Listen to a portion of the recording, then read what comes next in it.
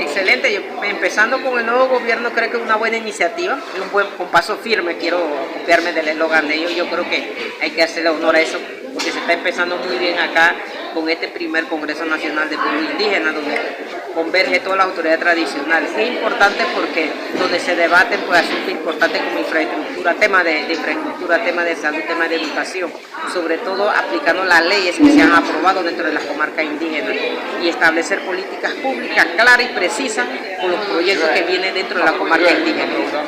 La expectativa pues para Cunayala que se va a llevar a cabo del 21 al 23 de noviembre en Cunayala, la comarca Nove Buglé se trasladará hacia allá en caso de foro de mujeres, los congresos de mujeres. ¿Permiso?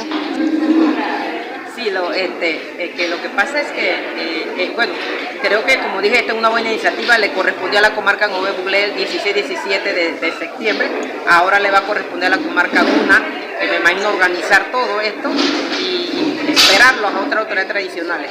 Creo que es seguimiento a los otros temas que se ha estado debatiendo, en caso a la infraestructura que se está haciendo dentro de la comarca. Yo quiero señalándole a la comarca Nove Buglé, que es lo que nos interesa.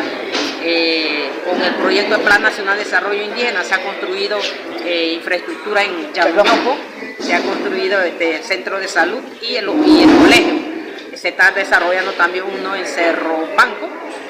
Y próximamente también se va a desarrollar otro proyecto que se va a construir, creo, una nueva infraestructura para el colegio de Susana H. de Torrijos, algo así.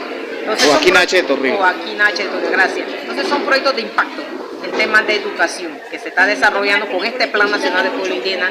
Creo que es de felicitar a las autoridades porque esto permite establecer políticas públicas claras en materia de educación y salud, pero sobre todo creo que también tiene que empoderar la capacidad humana de la comarca. Y creo que en ese momento también las mujeres que están aquí reunidas y que están en el consejo,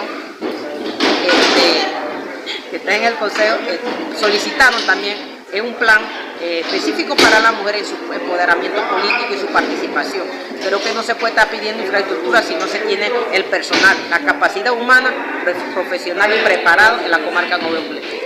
Muchas gracias, pues continuamos con la entrevista aquí desde Llano Tugrí.